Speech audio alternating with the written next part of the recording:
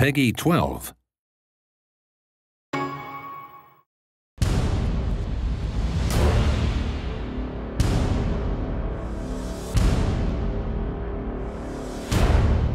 Hi, this is Tim Schwalk, producer on Heroes of Ruin at InSpace, and today we're going to focus on multiplayer gameplay and the Gunslinger. So here I am as a Gunslinger in the Frost Reaches in the second half of the game.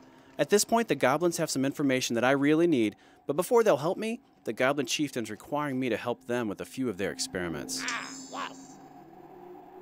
The Gunslinger is the most mobile of our characters. He's a great ranged character who does decent damage, and he's very good at weakening enemies with debuffs, putting negative effects on them. While he has more health than the Architect, he can become more easily overwhelmed by a group of enemies. He deals more direct damage to single enemies, making these glacier golems easy pickings. Here I'm using a mix of my default charge attack, my powerful bullet storm ability, and bullet barrage, which allows me to strafe as I fire. He's strong enough to play alone, but he's fantastic paired with other characters. For instance, the Gunslinger has some great moves that stun enemies, and the Vindicator has some moves that take advantage of that, dealing automatic critical hits on stun enemies as one example. I don't have the energy. I'm slowed down. Here I'm using the armor-piercing buff, which allows me to fire through enemies, dealing damage to those behind them. That's what I need. Excellent. Oh yeah. Oh yeah.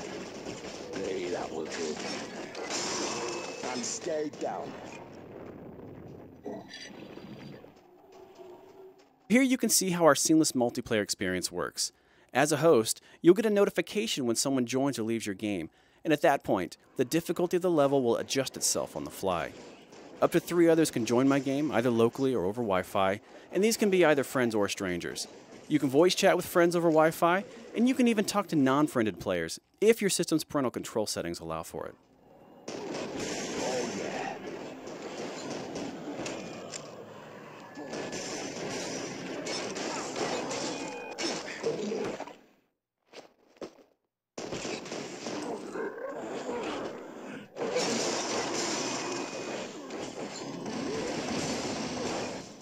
Once we clear out these enemies, we're going to face the giant ghoul Iron Fist. He shouldn't present too much of a challenge for us.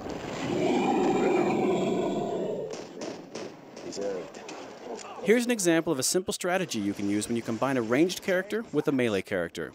The Savage can keep enemies at bay with his strong melee attacks, while the Gunslinger fires at them from a safe distance. There are, of course, more in-depth strategies where specific powers are concerned, but this is a tried-and-true way to combine forces. At this point, the Goblin Chieftain and his scientists are going to bring together all of the knowledge we've helped them gather through the experiments, and they're going to try and create their very own hero. As with all battles in the game, this one actually becomes more difficult as additional players join the fray. Of course, with additional allies, you open yourself up to all sorts of strategic advantages. Unfortunately, something goes terribly wrong, and we're left to clean up the mess. The Goblin Colossus attacks actually resemble some of the experiments you helped the Goblin scientists complete. The Goblin Colossus also becomes more dangerous as he nears death. He has a desperation buff that boosts his damage potential when he's low on health. One cool thing to note is that all buffs are shared between party members at certain distances when they're at their max level. Another cool thing is that you can earn benefits by playing with your friends. Heroes of Ruin is a lot of fun when playing alone, but the full potential of the title is unlocked when you join the quest to cure Ataraxis with other gamers. Watch for Heroes of Ruin, coming soon exclusively to the Nintendo 3DS.